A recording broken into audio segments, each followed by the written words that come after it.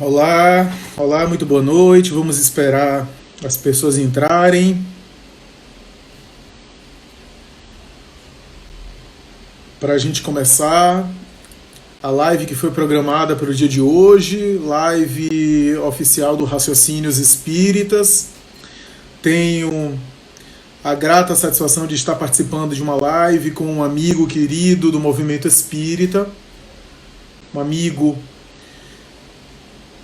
que vai abordar um dos temas relevantes da doutrina espírita. Me refiro aí ao companheiro Ricardo Dib, que é colaborador conhecido do canal. E com isso vamos começar as nossas considerações a respeito desse tema muito interessante, tema relevante, tema que a gente vai tentar explorar aqui de uma maneira diferente daquela que é conhecida quando da abordagem tradicional a respeito do tema na obra kardeciana, né? Eu me refiro aqui ao tema de Sócrates e Platão, pais da filosofia antiga, também conhecida como filosofia clássica, e qual a relação de Sócrates e Platão com a proposta espírita, né? Tem muitas coisas interessantes que às vezes a gente acaba não conectando ou não tendo acesso, e essa live tem o objetivo de também informar, também compartilhar esses conhecimentos que estão nas entrelinhas do próprio raciocínio e fundamento espírita. O som tá ok, tá tudo ok com aqueles que nos acompanham, tá ok aí o som, meu áudio tá ocorrendo bem, tá chegando bem aí para vocês. Bom, o amigo Ricardo Dib acaba de entrar, eu vou incluí-lo em nosso momento, para que a gente possa começar a abordar aí o tema acerca de Sócrates e Platão, a noção e a relação de Sócrates e Platão com as propostas espíritas, né? Temos muito o que falar sobre isso. Há uma abordagem clássica de Kardec sobre o assunto. É mais ou menos o que a gente vai tentar fazer aqui, explorando outros caminhos. Olá, amigo. Como vamos? Alô, raciocínios espíritas e meu patrão Flávio. Tudo bem, amigo? Tudo bem. Tô gostando que você tá deixando a barba de novo. Não tire mais não, viu? Né? É para compensar a falta de cabelo em cima, né? Então a gente vai... Tá com mais do que eu. Eu fico até consolado quando eu tenho essa visão assim, né? Bem, vamos lá, minha gente. Dib, sempre uma alegria estar com você interagindo e discutindo um tema como esse, né? Tema especial, sobremaneira especial, né? Tema que pode ser abordado aí de diferentes formas. A obra de Sócrates e Platão é uma obra vasta, né? E quando eu me refiro a Sócrates e Platão, eu estou falando de duas personagens clássicas, né, da filosofia antiga, ou que também é conhecido como filosofia clássica. A importância deles é uma importância fenomenal na construção da própria cultura do Ocidente, especialmente do Ocidente. E antes de adentrar propriamente para as considerações espirituais espíritas sobre esses dois vultos, é importante dizer que a importância de Sócrates é tão grandiosa na história da filosofia, na história do Ocidente, que depois da sua chegada no mundo e do seu aparecimento no mundo, Sócrates, de alguma forma, dividiu períodos, dividiu épocas, né? Tanto é que filósofos sofistas e filósofos antes dele começaram a ser chamados de filósofos pré-socráticos. Era uma forma aí de demarcar tal a importância do grande pai da filosofia ocidental para alguns, né? Para muitos, e, portanto, de alguma forma demarcou aí o antes e depois de Sócrates. À semelhança de Jesus, Sócrates não escreveu nada, então tudo aquilo que a gente sabe de Sócrates é escrito dos seus discípulos, entre os quais Platão sempre se destacou nesse sentido.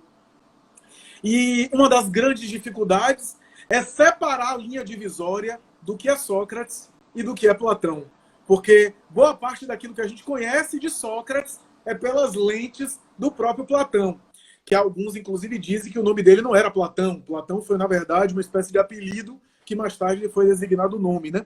Mas, enfim, apesar da dificuldade de saber o que é Sócrates e o que é Platão, já que tudo aquilo que a gente conhece de Sócrates vem pelas lentes de Platão, a gente tem uma ideia nos escritos de Platão daquilo que ele coloca como opinião dele, como conhecimento dele, e aquilo que ele coloca na boca de Sócrates em alguns dos seus diálogos. Mas ainda assim, é uma tarefa difícil. Eu gostaria de dizer que a importância desses dois pensadores é fundamental, mas eu vou dizer uma coisa aqui que a gente vai desenvolver com o tempo. Esses pensadores são mais valorizados ainda no meio espírita do que no meio não espírita. E eu vou explicar por quê. Sócrates e Platão têm uma importância muito grande no meio acadêmico, é claro. Eles são referências, mas se a gente for pensar aqui na construção do pensamento filosófico, nas discussões da academia, de maneira geral, há, em grande parte da filosofia, uma reação ao paradigma socrático-platônico. As críticas ao paradigma socrático-platônico é de tal forma que, normalmente, ele é taxado, esse paradigma, como uma espécie de metafísica muito abstrata, uma percepção do mundo que destoa do chamado mundo concreto, né? Sócrates e Platão, por incrível que pareça, e não é o que o espiritismo e o pensamento espírita coloca, mas por incrível que pareça, se você for pensar aqui em termos de discussão acadêmica e de valorização, Aristóteles é mais valorizado do que Sócrates e Platão. Aristóteles é considerado o grande construtor do pensamento ocidental. Sócrates e Platão fica mais aí voltado para a ideia do mundo das ideias, portanto, essa metafísica, né? Schopenhauer, quando começou a construir o seu pensamento filosófico, ele tentava abordar Platão, mas de uma maneira não espiritual.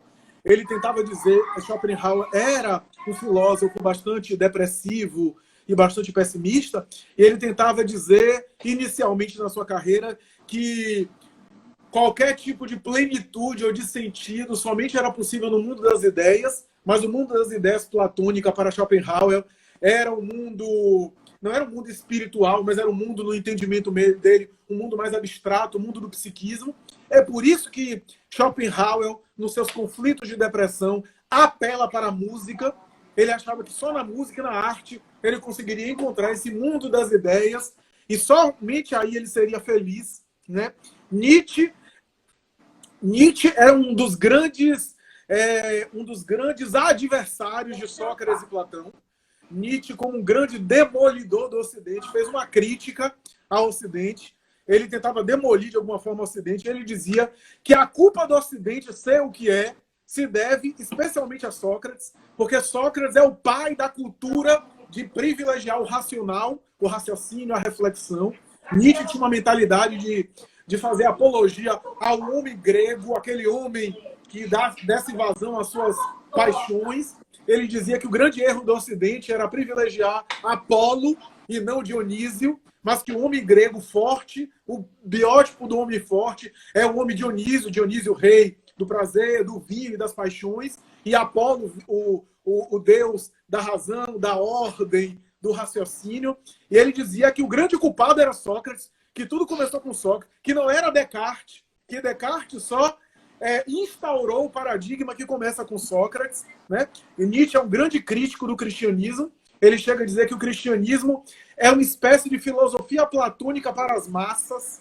Ele achava que o cristianismo era um platonismo para as massas, ou seja, uma filosofia de Platão mais popular, né, digamos assim. Ele entendia dessa forma. Essa era uma crítica ferrenha de Nietzsche, porque também a gente vai ver alguns filósofos medievais linkando o conteúdo platônico com a proposta do evangelho, né? Eu me refiro aqui aos neoplatônicos, especialmente aí Plotino. E a gente vê que esse é o entendimento de que Sócrates e Platão têm uma ideia interessante, tem colocações interessantes, especialmente a obra de Platão que fala de política, O Banquete, algumas obras lá que falam sobre democracia, e que ali talvez tenha alguma coisa de interessante, mas, grosso modo, Aristóteles e outros pensadores têm uma maior importância, mas não é assim que a doutrina espírita vê. A doutrina espírita, no Evangelho segundo o Espiritismo, vai dizer que Sócrates e Platão antecipa com as suas ideias as sementes iniciais da segunda e da terceira revelação universal da lei de Deus. Isso não é pouca coisa. E uma das propostas mais interessantes de Sócrates é o convite à metanoia. Sócrates dizia, em detrimento dos filósofos da época, que a nossa proposta não é uma proposta de buscar uma justiça teórica, mas de ser justo. Isso, para a época, era revolucionário, e ele queria demonstrar isso a ponto de pagar com a própria vida. Ele falava de realidades espirituais, e de uma das coisas mais interessantes que eu gostaria de compartilhar aqui durante a live, mas primeiro eu quero passar a palavra para você, mas eu gostaria de compartilhar um pouco com você e até perguntar a você o que você acha, é a abordagem que a gente encontra de Emmanuel sobre esses dois vultos, Sócrates e Platão, na obra A Caminho da Luz. Né? Mas antes disso, eu acho que vale a pena passar para você. Você é alguém que domina a filosofia, tem conteúdo filosófico, tem graduação em filosofia e também tem conhecimento da proposta de Kardec, da abordagem de Kardec. Kardec valorizou tanto esses dois homens que na introdução do Evangelho ele dedicou um capítulo grande a respeito de Sócrates e de Platão, né, Dico? É isso aí, tá? O áudio tá legal aí, Flavinho? Ouvindo direitinho? Perfeito. Beleza, né? Bom, então boa noite a todos aí que estão acompanhando nossa live aí. E falar de Sócrates e Platão, quer dizer, eu acho eu e Flávio muito melhor do que eles dois, né, Flávio? Do que Sócrates e Platão. Então já começou de uma forma pretensiosa essa live. Mas veja bem, Flávio, antes de mais nada, você falou da questão da parte da relação, né, entre Sócrates e Platão, já que Sócrates chegou até a ser ventilado no meio acadêmico que ele não existiria, né, que ele seria um personagem de Platão, né? Basicamente porque você não sabe, como você mencionou, o que seria dele e o que seria de Sócrates, né? Que Sócrates, para quem é leigo no texto filosófico, né, de grego, vamos dizer assim, Sócrates aparece sempre como um personagem. Então, quem lê só as obras platônicas vai ver Sócrates sempre como um personagem, vamos dizer assim. Mas há outras fontes, né? Xenofone. Eu sempre confundo se é Xenofone ou Xenofonte. Mas o nome do rapaz é esse mesmo. É outro historiador de Sócrates. Só que os textos de Xenofonte são bem mais simples, né? Tem até uma obra que se vende na banca, né? Os Pensadores, que é muito bom, né? Para a pessoa que é leiga e quiser se inteirar de pensamentos filosóficos, eu sempre recomendo, é baratinho. E na obra Sócrates, né, especificamente, está ali mais o historiador Xenofonte, né, falando sobre temas assim um pouco mais simples, né, da vida de Sócrates, coisas mais cotidianas, né? Aí você vê realmente um descritivo de Sócrates já bem diferente do que você vê em Platão, né? São textos assim, não que não tenha profundidade, né? Porque acho que é até impossível Sócrates aparecer em alguma história e não apresentar alguma profundidade. Mas você vê que já são casos mais simples, até problemas dele com a esposa, né? Tem até uma frase atribuída a ele que diz que o homem deve casar, que se ele casar bem, será feliz. Se não for feliz, será um grande filósofo, né? E mostra que ele é... E esse texto de Xenofonte, especificamente, mostra as dificuldades dele com a esposa, justamente, que a esposa, no texto platônico, só aparece na apologia, quando vai dizer, tu vais ser condenado à morte e nem és culpado. Ele, tu querias que eu fosse, né? Como ela aparece na apologia, né? Que foi o primeiro texto de Platão, inclusive, que eu li, né? Que é um texto, não foi o primeiro texto socrático dele, né? O primeiro texto dele, o primeiro diálogo dele, né? É o Tifron, mas foi o primeiro que eu li, né, que justamente vai fazer a defesa. E é um texto que tem um cunho um pouco mais histórico esse, né, porque ele está descrevendo uma situação. Eu tive uma professora muito boa na faculdade, filosofia clássica, ela é muito conhecida no meio, né, professora Nancy Mangabeira Unger. Eu tive aula de história da filosofia antiga com ela, né, com a professora Nancy, e ela vai dizer que o Platão, ele não historiava Sócrates, e sim expunha o seu pensamento filosófico. Xenofonte é uma coisa mais de historiar. E Aristofane, que era tipo um cômico da época, também coloca Sócrates nas suas histórias, só que como um personagem cômico. Ele usa Sócrates de uma forma cômica nas suas peças, né? Que o teatro grego já era uma coisa assim muito bem desenvolvida. Outra coisa interessante que eu queria pontuar também, que você falou sobre os pré-socráticos. Na verdade, o meio acadêmico não gosta muito desse negócio de pré-socrático, não, né? Na verdade, são filósofos da natureza, vamos dizer assim, porque os filósofos que a gente chama de pré-socrático, ou seja, que vieram historicamente antes de Sócrates, eles buscam, basicamente, na natureza, a explicação para o conhecimento, vamos dizer assim, porque antes eram os deuses, né? E a filosofia, um dos grandes aspectos que tem na filosofia grega é o rompimento com os deuses. Chega de buscar explicação com os deuses. Então, vai buscar explicações racionais. Mas o que é esse racional, né? Porque o racional desses filósofos não necessariamente é o racional de hoje. Mas vamos dizer assim, sem buscar o divino, vamos dizer assim. Então, eles buscam na natureza. Tales de Mileto vai dizer que a vida provém da água.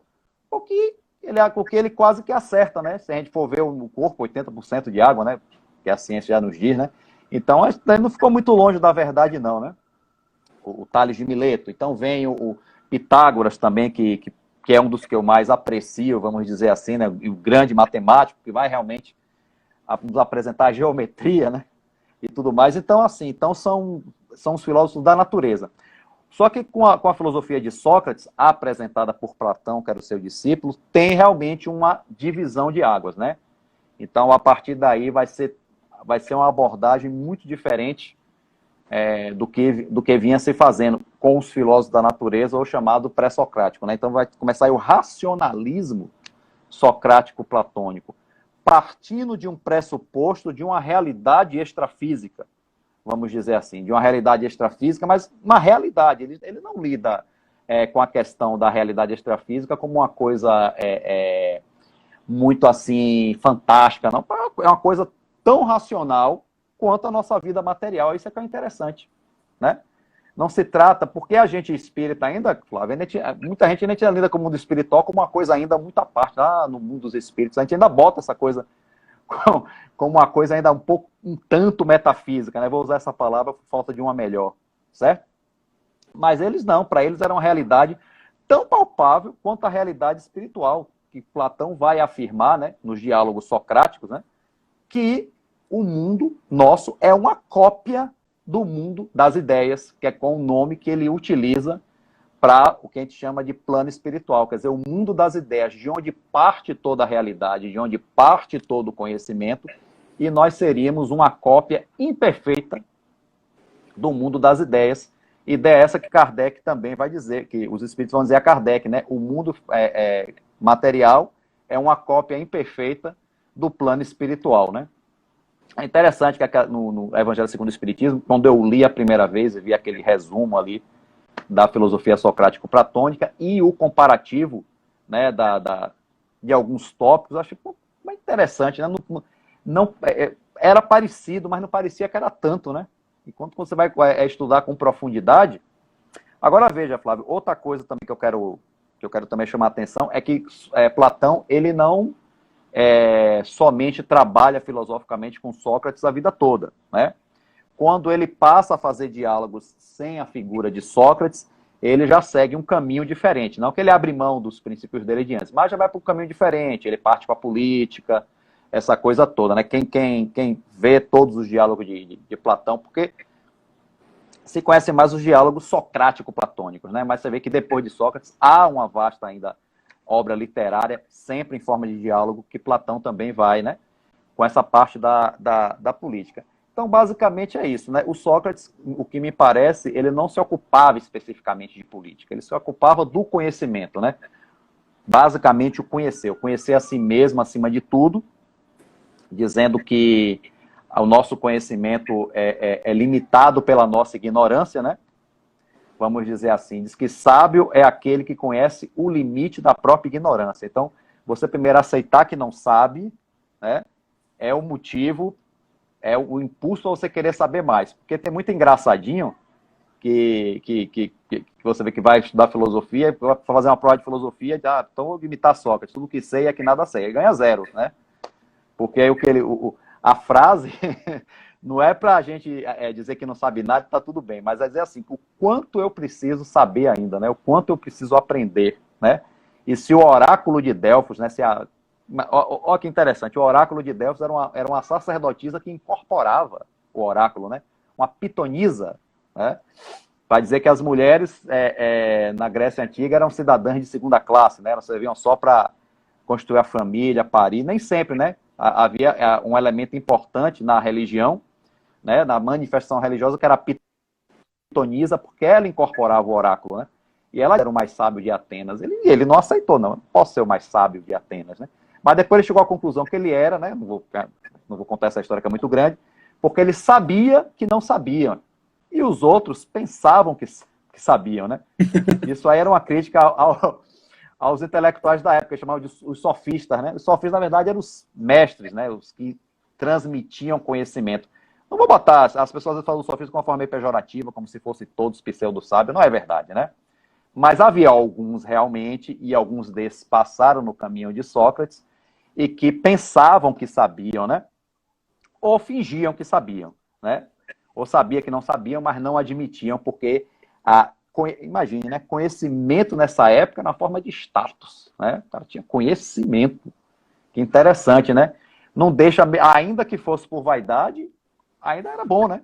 O conhecimento é o que nos faz engrandecer. E esses intelectuais, os sofistas, eles eram muito valorizados e cobravam somas em dinheiro. E a diferença de Sócrates é que ele não cobrava para ensinar, porque ele dizia que o conhecimento não se vende, né? Inclusive, ele disse que vender o conhecimento não era uma coisa digna, eu não lembro direito as palavras agora, que o conhecimento era para ser disseminado. Porque você não podia vender o que não era seu. Ele dizia que o conhecimento estava dentro das pessoas. Então, quando você estimulasse alguém ao conhecimento, você acabava retirando algo, né? Isso aí que chamava o parto de ideias, a maiêutica, eu acho esse nome lindo, né? Foi o primeiro nome assim que me assustou, maiêutica, o que é isso? Quer dizer, na verdade, o parto, né, do grego, parto de ideias. Então, na obra A República, né, que você já deve ter lido, claro, né, que para mim para mim é a obra-prima do pensamento socrático platônico, né? São os 10 livros, os 10 capítulos, demonstra que ele chama até um escravo e começa a fazer perguntas, e vai ver que no final consegue tirar algo de dentro daquele homem, que era um homem simples, né? Um homem que dizia assim, que era escravizado, mas que ele conseguia tirar o conhecimento, ou seja, ele prova que já havia um pré-conhecimento dentro das pessoas, né? Isso aí pode até ser parecido com as ideias inatas do educador Piaget, né? Que ele acreditava, acho que a questão das ideias inatas de Piaget, eu não tenho profundidade de Piaget não, mas acredito que ele tenha bebido, sim, Sócrates, acredito sim, que ele tenha se baseado nisso, né? Mas ele diz que já havia dentro da pessoa pelo menos uma predisposição ao conhecimento, né? E ele usava também muito a dialética, né? O Sócrates e Platão, né, nos textos socráticos platônicos, muito a dialética, que era você criar uma contradição para uma ideia. É interessante, eu tive um professor que disse que Platão era um escritor extraordinário, porque ele tinha uma ideia e ele mesmo criava uma ideia para ser contra a ideia dele. E com a série, imagina, você tem as suas ideias, Flavinho. Você tem os seus argumentos para defender as suas ideias. E você vai criar ideias para combater as suas próprias ideias. E, basicamente, a obra República é isso, porque quem trava o diálogo com Sócrates é sempre querendo combater, derrubar as ideias do autor, de Platão. E aí, quando Sócrates toma a palavra, né, e ele sempre toma a palavra fazendo perguntas. Tem um dos que mais ele dialoga, o Glauco, né? E o Glauco bota ele contra a parede, praticamente, mas ele sempre dá um jeito de falar capítulo por capítulo aqui, a gente fica nessa live até de manhã. Mas as ideias são tão assim interessantes no que se refere à organização da cidade, ao conceito de democracia, ao conceito de organização política. Há a ousadia de dizer em um dos capítulos que as mulheres podiam também ser administradoras da cidade, que as mulheres também podiam participar da política, que as mulheres podiam ser guerreiras, que era uma atividade totalmente masculina, entendeu? você vê que hoje você lê uma obra como República, talvez, em comparar à modernidade, não seja tão impressionante, mas para a época, tenho certeza que era muito chocante. Acredito que Platão não foi perseguido também para a justiça, porque ele era rico, né? Eu acredito, né? Porque só o Sócrates foi condenado. Na verdade, ele que lança essas ideias revolucionárias em um livro e fica por isso mesmo, né? Acredito que pela posição social, socioeconômica dele, ele não tenha sido perseguido. Questão do amor também, Flavinho. O Amor é o livro Banquete, que é um livro polêmico, foi um livro até, durante o período da ditadura, censurado nas universidades, que diz que a obra era pornográfica, né? Porque falava do amor. E justamente, o livro vai falar falando que o amor, em princípio, é carnal, para depois ele se depurar. Quer dizer, basicamente o livro é isso, é mostrando que o amor carnal, ele existe, que ele é bom, só que ele não é o amor verdadeiro, né? Que o amor real é o amor do engrandecimento, o amor que vem de dentro, o amor que vem do coração, né? Porque as pessoas viram o amor como uma coisa muito metafísica. E Sócrates vai demonstrar, apesar dele não dizer nessas palavras, mas que o amor verdadeiramente está no coração, que o amor é uma coisa espiritual, né? O amor superior. Mas tem vários debates nesse banquete aí, o pessoal debatendo, então vai defender que o amor pelas mulheres, o amor pelos homens, quer dizer, até o homossexualismo é largamente debatido, né? Que é uma coisa ousada para uma época tão antiga, né? Mas essa é uma característica também. Mas ele fala amplamente do amor, a conclusão do livro está no amor como nós entendemos também na doutrina espírita, que o amor realmente o amor, ele é uma coisa, o sentimento por excelência e é eminentemente espiritual, né? E outra coisa, se eu estiver falando demais, você me interrompe, viu? Porque se eu deixar aqui... Não, pode ficar... O amor é platônico, né, Dib? Não, até essa questão platônica, há uma deturpação. Diz que o amor platônico é o amor do cara que não tem toque, né? Os poetas... Em literatura, tela de poesia. Então, ali está ali... Eu acho que é uma corrupção, né? Uma corruptela. É uma corruptela, né? Então, por exemplo, Castro Alves era apaixonado, mas fazia poesias para aquela mulher, mas não tocava nela, amor platônico, né? Mas não é bem isso. O amor, segundo Platão, vem desse amor de um banquete, né? Que é o amor que é uma coisa mais espiritual, uma coisa mais interssenciada. Espiritual não é uma palavra que é muito bem usada no meio acadêmico, não, né? Ele vai falar que é um amor mais metafísico? Puro, né? Não, um amor mais puro, vamos dizer assim, que está acima das sensações físicas, né? Então, essa é a coisa que tem no amor, o amor, sentimento por excelência. Então, quando se fala do amor, é isso, que não tem nada a ver com o físico, é o sentimento. Esse é o amor segundo Platão. Mas as pessoas param, o cara é amor platônico, o cara sofre de amor, e os poetas daquela fase enchiam a cara de cachaça lá nas tavernas, morriam de amor, faziam poesias e morriam os jovens tuberculosos, né? Você vê que há uma ocorrência muito grande nessa fase literária, quando a gente está lá, literária.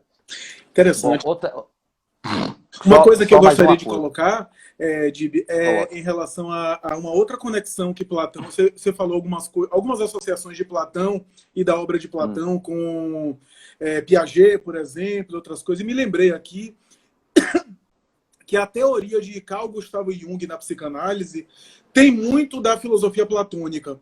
A ideia de que quando eu vejo um objeto, eu tenho uma representação psíquica daquele objeto, e eu nunca... se eu olho para um copo, é porque eu não estou olhando para o copo verdadeiro, né? Porque o copo verdadeiro é uma forma que eu não palpo, né? E que essas são o mito da caverna é um pouco isso, né? As pessoas veem as coisas, as sombras das coisas, né? Porque as coisas mesmo não dá para acessar senão pelo raciocínio, etc. E Jung, na teoria dos arquétipos, vai falar algo muito semelhante, né? Ele diz que os arquétipos, que são marcas universais, o indivíduo não tem acesso direto. Ele não tem acesso direto, né? Claro que a teoria de Jung tem uma complexidade específica na linguagem da psicanálise, né? Inconsciente coletivo e assim por diante. Mas tem essa associação, né? Eu queria Vá, diga. Não, pode dizer, pode. Eu queria pensar aqui em relação a... O que é que você acha da conexão que Kardec faz, né, dessas ideias socrático-platônicas. Claro que Kardec não centraliza sobre as ideias da República, as questões políticas que Platão traz, mas, sobretudo, os elementos espirituais dos discursos de Sócrates, né, da imortalidade da alma, né, do mundo espiritual, né, essa associação que Kardec faz com as ideias espíritas e as ideias cristãs, né? Eu acho isso muito interessante, né? É interessante que nessa época não tinha nem cristianismo, muito menos espiritismo, né? E interessante, um discípulo, como você falou, só para fazer uma nota, né? Um discípulo direto de Platão, que é Aristóteles, ele vai contrapor, né, o mestre, né? Nessa questão das ideias, nessa questão da espiritualidade. O Aristóteles, ele é o racionalismo e a lógica em pessoa. O que eu gosto muito, né? Como você diz, a tradição acadêmica prefere mais o Aristóteles, e ele é um filósofo extremamente importante, né? Tanto que ele é o pai das ciências, ele que realmente é o precursor das ciências como a gente conhece, mas ele realmente foi conflitante com Platão nesse momento. Mas sempre, né? Eu acho que sempre a influência do mestre se leva de alguma forma, ainda que ele não tenha trabalhado como um mestre. Então, ele dizia que esse negócio de o copo é o mundo das ideias, não. O copo passa a existir quando a gente o vê e faz uma ideia dele. Ele não existia uma ideia dele antes. Então, ele vai combater, o primeiro combate que tem com relação a essas ideias espirituais, já vem do próprio grande Aristóteles, né? Mas, em compensação, ele vai discorrer sobre ética lindamente, como ele aprendeu com o mestre Platão, né? Que é o mais importante, né? Veja bem, Flávio. Eu achei uma vez, eu li um texto uma vez sobre o negócio do Létis. Você já falar do Létis? As águas do Létis? Ah, sim, Létis. Falar, sim. Uhum. É o rio do esquecimento. Sim. Então diz que quando você morre, a sua alma vai para o mundo das ideias, né? Como ele chama, e aí se banha nas águas do Létis. E o que é que as águas do Létis faz? Apaga toda a sua memória, né? E aí você parte para outra experiência em outro corpo, vamos dizer assim, já que eles não usavam a palavra reencarnação, né? Parte para a experiência, você vai reviver em outro corpo, né? Porque assim, justamente você fala a analogia com o Kardec. Então, uma coisa que sempre já faz tempo que eu não me pergunto, mas já me perguntaram muito, inclusive meu pai, por que vocês falam tanto em reencarnação? Por que a gente não lembra, né, dessa questão não lembra, nossa, você é tão importante, porque a gente não lembra? Se a gente lembrasse, não seria mais fácil, né? E aí, quer dizer, deve ter havido esse questionamento com Platão, ainda não, a gente esquece porque é necessário a gente se banhar nas águas do Létis e a gente esquecer para começar uma experiência nova, porque senão a experiência anterior poluiria essa experiência nova. Mas a verdade, o que é que o Espiritismo faz? Ele esclarece que essas ideias não são esquecidas, elas são momentaneamente abafadas, né? Que quando a gente volta ao plano espiritual, a nossa memória ela volta gradativamente. Então, assim, esse banho nas águas do Létis, essa questão da transmigração das almas, né? Que é um ponto capital na analogia de Kardec, né? A questão do mundo das ideias, como eu falei, a questão da lei de causa e efeito também, né? Você vê que lá nesse resumo que tem no Evangelho segundo o Espiritismo, vai se falar que aquilo que a gente pratica, né, de alguma forma volta para a gente. Tem até um trecho ali que faz que quando a gente se desliga do corpo, quando a gente morre, somos atraídos para uma situação. Eu esqueci a palavra agora, gente. Olha para aí, falhou a memória. Como que dizendo assim, quando a gente desencarna, somos atraídos naturalmente por magnetismo à região de sofrimento que a gente construiu, né? Esse texto de Platão eu não conhecia. Fui ver ele no Evangelho segundo o Espiritismo, e essa parte realmente eu não sei em que obra literária dele está, que eu nunca vi. Mas assim, eu acho que Kardec quis botar aí como um resumo, uma interpretação desse pensamento. Perfeito. Você vê que a coisa, né? Porque assim, com essas palavras eu não identifiquei em nenhuma obra, não. Uhum. Mas você perguntou o quê? Você quer fazer a analogia com o pensamento? Você quer alguma coisa específica ou geral? Eu acho que você tá tocando no assunto. dentro desse assunto, eu queria agora trazer a abordagem de Emmanuel para a gente pensar um pouco, né?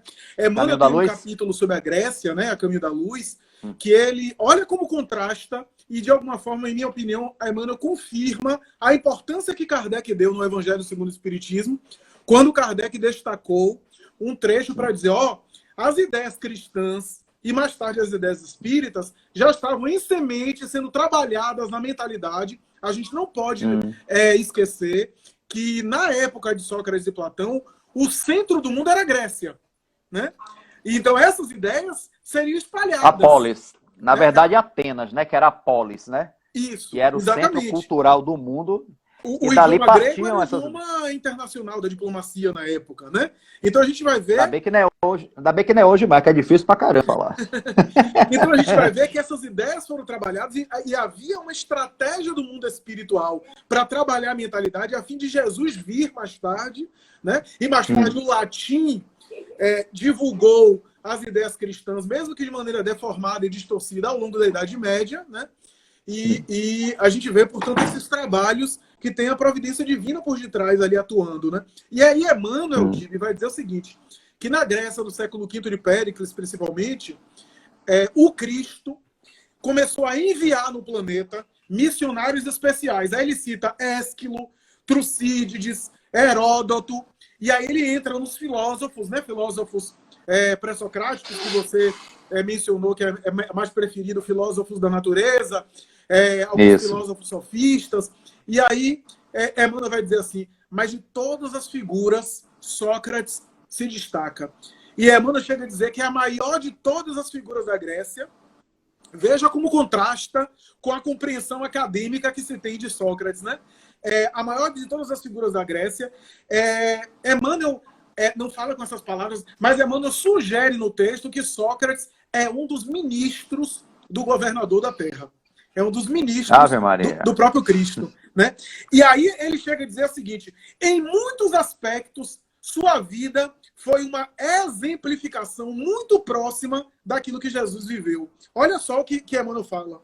E aí ele vai dizer, superior muito a Anaxágoras, seu mestre, e vai dizer, imperfeitamente interpretado pelos 3 discípulos mais famosos. Emmanuel diz isso, que Sócrates foi imperfeitamente compreendido pelos 3 discípulos mais famosos. E aí eu cito uma colocação de Emmanuel que ele vai dizer o seguinte, a história louva os discursos de Platão, mas nem sempre ele compreendeu o mestre e misturou a filosofia pura de Sócrates com a ganga das paixões terrestres, enveredando, algumas vezes, por complicados caminhos políticos.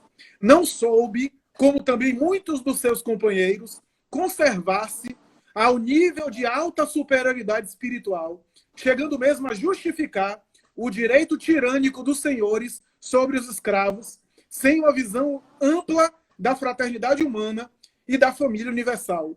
Contudo, não deixou de cultivar alguns dos princípios cristãos legados pelo grande mentor, antecipando-se ao apostolado do Evangelho, antes de entregar sua tarefa doutrinária a Aristóteles, que ia também trabalhar indiretamente, de alguma forma, pelo advento do cristianismo.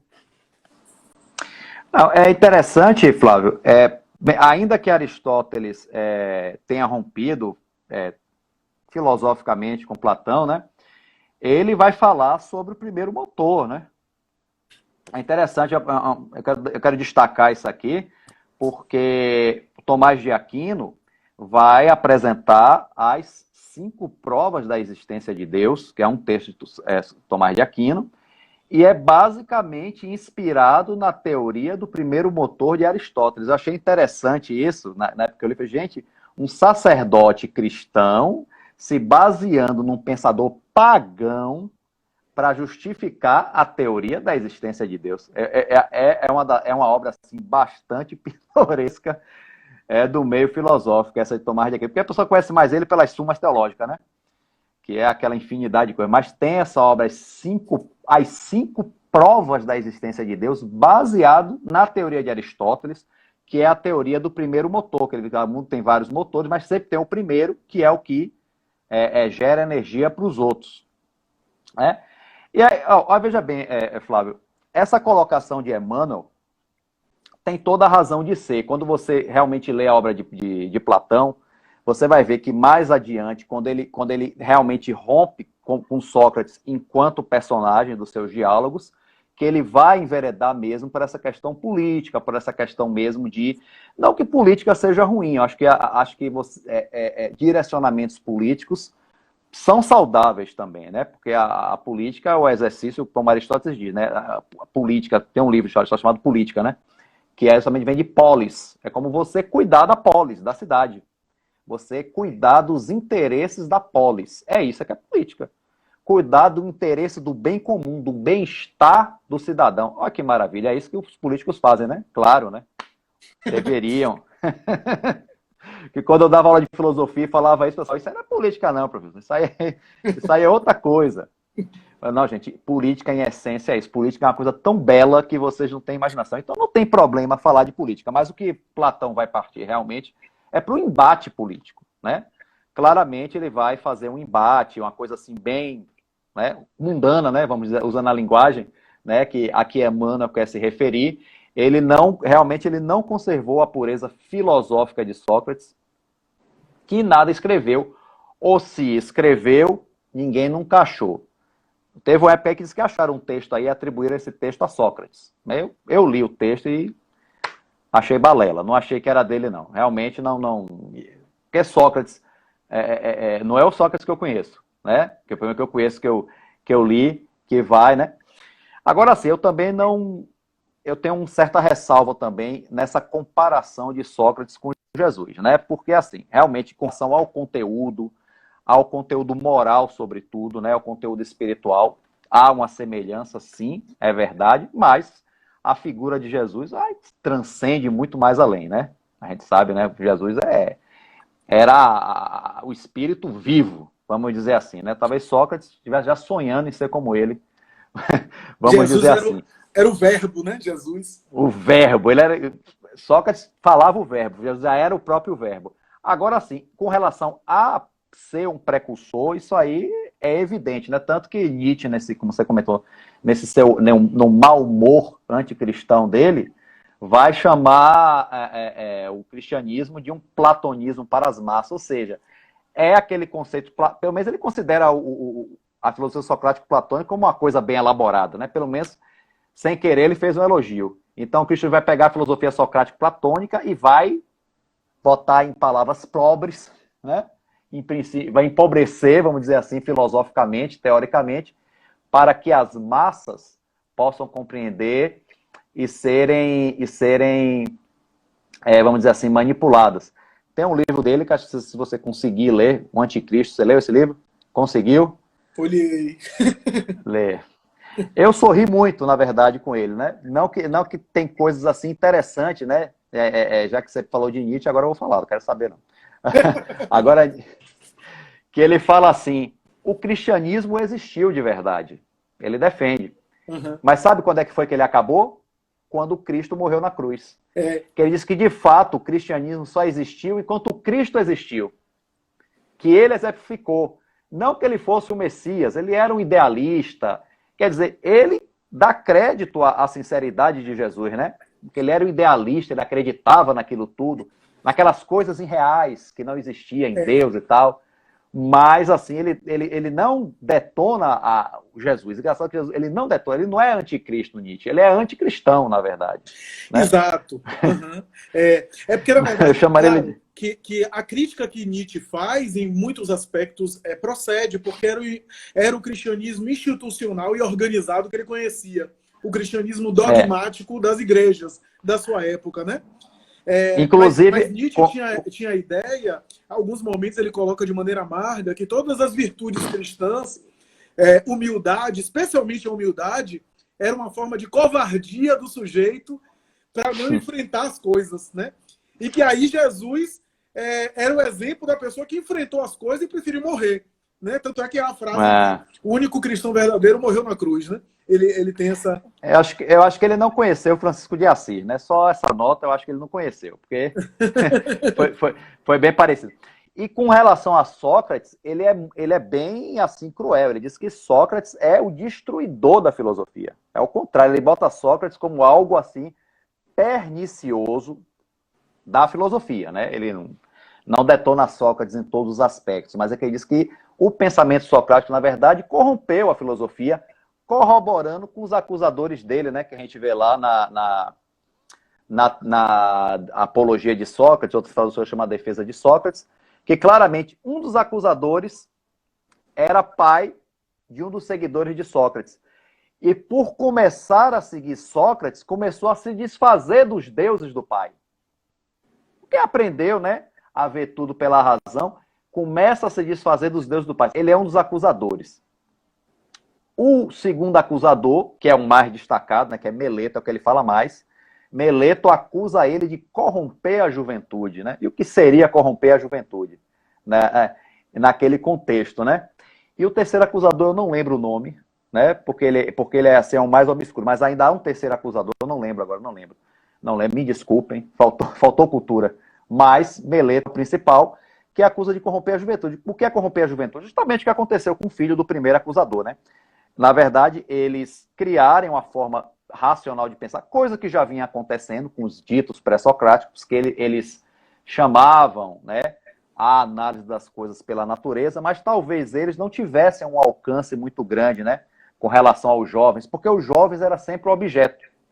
Os jovens, na verdade, eles, se você olhar nos textos, eram sempre os objetos de todas as atenções, porque o jovem é o quê? É o que está na base da sociedade. Sempre se preocupou muito com a questão do jovem na sociedade ateniense. Então, você vê, talvez esses outros pensadores não tiveram o espectro, vamos usar o alcance, né? E Sócrates conseguiu. Porque Sócrates, além da sabedoria que ele tinha, ele era muito... Para mim, Sócrates não foi um filósofo, para mim, Sócrates foi um sábio, porque o filósofo é o amigo da sabedoria, né? Para quem não sabe, filosofia, ao pé da letra, chama-se amor à sabedoria, né? Filosofia. Então... o Sócrates, para mim, ele era um sábio, né? Ele já não era mais filósofo. Ele se dizia filósofo porque ele era muito humilde, né? Outra característica muito importante, né, que a gente vai ver no cristianismo. Então, o Sócrates também tinha muita afetividade. Não é afetividade de essa coisa piegas, não, né? Mas a afetividade, sim, ele realmente fazia aquela coisa de coração, né? Como ele dizia, o amor está no coração. Ficou bem claro lá no livro O Banquete. Então, ele vivenciava esse amor pela filosofia e, consequentemente, o amor por transmitir conhecimento aos jovens. Então, ele não só ensinava, Sócrates seduzia, né? Sócrates era tão sedutor que no livro Um Banquete, um jovem entra bêbado e quer agarrá-lo fisicamente, porque se apaixona por ele fisicamente. Apaixona por ele, né? Ele fala, meu filho, o amor que eu tenho por você não é esse que você quer de mim, eu não posso te dar esse amor. O amor que eu tenho por você é com o amor de um pai, né? O amor de quem quer você bem. É interessante. Porque de uma das coisas que o jovem fala, poxa, esse homem me seduziu, esse Sócrates, e depois ele veio e me abraçou e ficou comigo, e me abraçou como se fosse um pai, porque ele queria mais coisas, né? Como se fosse um pai. Quer dizer, então ele demonstra. Então, assim, esse amor que o Sócrates fala, ele demonstrava, ele não era só. Porque para o filósofo é só um teórico, né? Não, ele não era um teórico. Ele também era um exemplo, né? O que realmente condiz também com a questão do cristianismo. É a pessoa não só ensinar, mas exemplificar aquilo que ele acredita.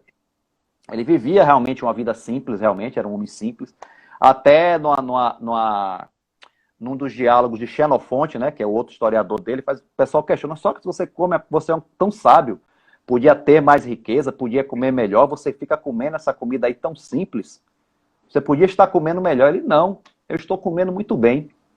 Por quê? Porque eu boto em tudo que eu como o melhor dos temperos, que é o apetite. Então ele só... Então assim, eu como quando eu necessito, e a minha necessidade dá um tempero de comer aquilo com prazer. Porque o apetite, né? Então, realmente você vê... é um tempero. Então, realmente...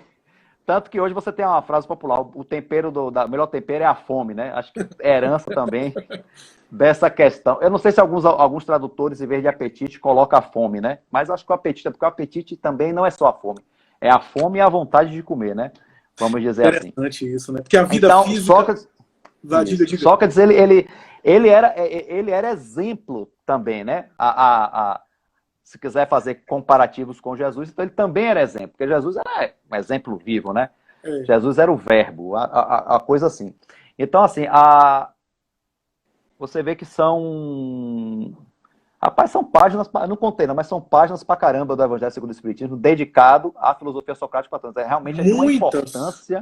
É de uma importância muito grande, mas eu acho que Kardec é mais Sócrates. Ele se refere a Platão porque foi quem?